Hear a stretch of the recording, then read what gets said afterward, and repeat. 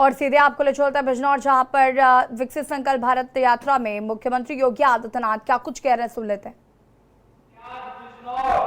तेजी के साथ विकास की मुख्य धारा के साथ जुड़ते हुए पश्चिमी उत्तर प्रदेश का एक आदर्श जनपद बनने की ओर अग्रसर है। भाइयों बहनों, जब विकास होता है तो उसका लाभ सबको प्राप्त होता है, प्रत्येक नागरिक के जीवन में परिवर्तन आता है। लेकिन विकास की पहली शर्त होती है सुरक्षा।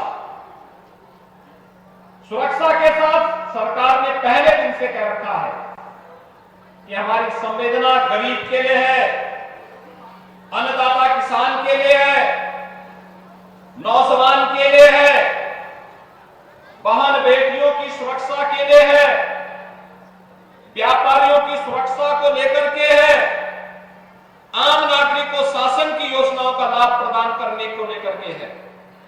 हमारी संवेदना किसी माफिया, किसी अपराधी के प्रति कतई नहीं है। जीरो टॉलरेंस के तहत सरकार कार्य करेगी और अपराधी और माफियाओं से सख्ती से निपटने का काम भी करेगी। भैया बहनों, ये शक्ति का परिणाम हुआ। एक तरफ सुरक्षा का वातावरण बना, दूसरी तरफ जिस राज्य में हर दूसरे दिन बड़े दंगे होते थे, महीनों महीनों कर्फ्यू लगा रहता था, आज उसी उत्तर प्रदेश के बारे में लोग कहने के लिए मजबूर हैं कि नो कर्फ्यू नो दंगा, यूपी में सब चंगा है ना। आज कर्फ्यू तो नहीं लगता ना, दंगा भी नहीं होता ना, कांवड़ यात्रा शांतिपूर्ण तरीके से निकल रही है ना, पर्व और त्योहार शांतिपूर्ण ढंग से मनाए जा रहे हैं ना, बेटियां सकुशल स्कूल जा पा रही है ना। और भाइयों बहनों, कनेक्टिविटी कितनी बेहतर हुई है। बिजनौर से, मेरठ से और दिल्ली से 4 लेन की कनेक्टिविटी से नजीमाबाद भी जुड़ रहा है। तेजी के साथ इस कार्यक्रम को आगे बढ़ा रहे हैं और अभी तो हमारा प्रयास है कि गंगा एक्सप्रेसवे समय पे बनके तैयार हो जाएगी तो गंगा एक्सप्रेसवे को मेरठ से फिर इसी रास्ते हरिद्वार तक ले जाने के लिए भी कार्य प्रारंभ करेंगे। कोई सोचता था कि बिजनौर में भी मेडिकल कॉलेज बनेगा।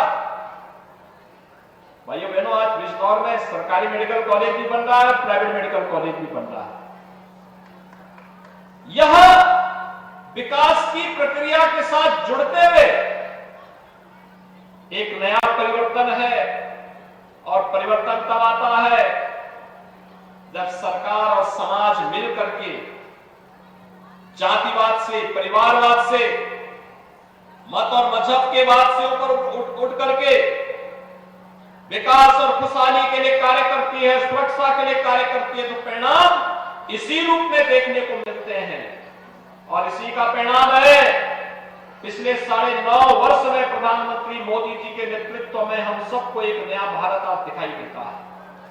एक नया भारत जिसमें सभी प्रकार की सुविधाएं भारत के नागरिक के लिए, उसको सुरक्षा भी मिलेगी, उसकी समृद्धि के लिए कार्य भी होगा। इंफ्रास्ट्रक्चर के highway, railway, airport, medical college, अच्छे संस्थान भी बनेंगे। गांव को बेहतर कनेक्टिविटी भी मिलेगी और हर गरीब को बिना भेदभाव के शासन की योजनाओं का लाभ मिल करके उसके जीवन में परिवर्तन लाने का काम भी करेंगे। आप सोचिए, आजादी के बाद 70 वर्षों तक लोग क्या कर रहे थे।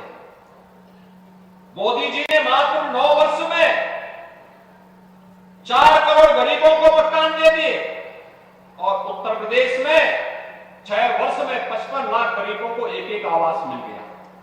अब सोचिए, जिस गरीब के वहां मकान न हो, बरसात के समय उसका परिवार कैसे रहता रहा होगा। लेकिन आज उसके पास पक्का मकान है तो परिवार भी खुशहाल है, बच्चे भी पढ़ लिख रहे हैं और साथ ही साथ उस व्यक्ति को इस बात की भी वो है कि जो मकान के लिए पूंजी बचाई थी उस पैसे का उपयोग व्यवसाय करने में वो आसानी से कर दे रहा है। जिनके घरों में शौचालय नहीं थे, क्या हाल होते रहे होंगे उन लोगों के। जिनके घर में बिजली नहीं थी, क्या हाल होते रहे होंगे। जिनके घर में उज्ज्वला योजना का कनेक्शन नहीं था, क्या हाल होते रहे होंगे। और भाइयों बहनों, कोरोना कालखंड में तो क्या काम किया सरकार ने। मोदी जी योजना बनाते थे, प्रदेश सरकार उसको प्रभावी ढंग से लागू करती थी, और फिर चाहे वह फ्री में टेस्ट रहा हो, फ्री में उपचार की व्यवस्था रही हो, फ्री में वैक्सीन रही हो, या फिर गरीब प्रधानमंत्री गरीब कल्याण अन्न योजना के माध्यम से फ्री में अन्न की योजना हर गरीब को देने का रहा हो। 15 करोड़ गरीब उत्तर प्रदेश के अंदर और 80 करोड़ लोग देश के अंदर इस योजना का लाभ लिए। हर महामारी में लोग भूखों मरते थे। पहली बार हुआ कोरोना दुनिया की सबसे बड़ी महामारी थी इस सदी की, और भाइयों बहनों, भूख से कोई मौत नहीं हुई, उपचार के अभाव में कोई मौत नहीं हुई। और ठीक है, पहले से बीमारी ज्यादा रही होगी, कोरोना की चपेट में आया होगा, गंभीर रूप से व्यक्ति बीमारी की चपेट में रहा होगा, लेकिन भूख और बीमारी के कारण कोई मौत नहीं होगी। इस बात की गारंटी ये डबल इंजन की सरकार देने के लिए आपके पास आई थी, और इसीलिए आई है। विरासत का सम्मान कैसे होना चाहिए। आज मैं इससे पहले बिलारी मुरादाबाद में चौधरी चरण सिंह जी की 51 फीट मूर्ति का अनावरण करके आया हूं।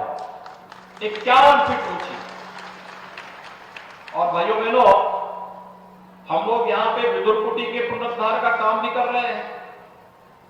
मैं जब भी यहां आता था, श्री अशोक कटारिया जी इस बात को कहते थे, अशोक राणा जी इस बात को कहते थे, सुशांत हमें इस बात को कहते थे, या फिर सुची चौधरी जी इसी बात को कहते थे कि आखिर इनका भी इतने पुराने 5000 वर्षों का लिखित इतिहास जो हमारे पास है, आज हम उसका पुनरुद्धार की कार्रवाई भी कर रहे हैं। और यहाँ के मेडिकल कॉलेज का नामकरण भी हम लोगों ने महात्मा विदुर के नाम पर ही किया है। वन डिस्ट्रिक्ट वन प्रोडक्ट में यहाँ के उद्यमियों को एक नई गति मिली है, एक नया स्थान मिला है, आगे बढ़ने के लिए एक नई प्रेरणा मिली है।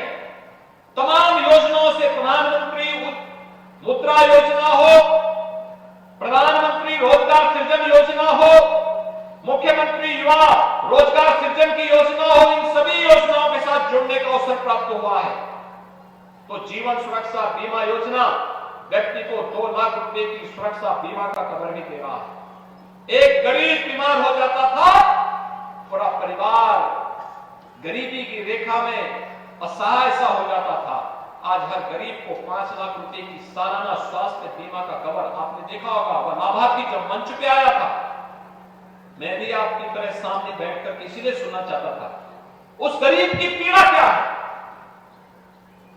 वह गरीब जिसके घर में कोई बीमार होता था, पैसा नहीं होता था, कहां जाएगा। और इसलिए सरकार ने कहा नहीं, हम उसके साथ खड़े हैं। और आपने देखा होगा पथरी का ऑपरेशन कार्ड लेके गया, फ्री में हो गया। 5 लाख रुपए हर साल, 5 लाख रुपए की सुरक्षा बीमा कवर मिलेगी। और इसके लिए 10 करोड़ लोग उत्तर प्रदेश में और 50 करोड़ लोग देश में इस सुविधा का लाभ ले रहे हैं।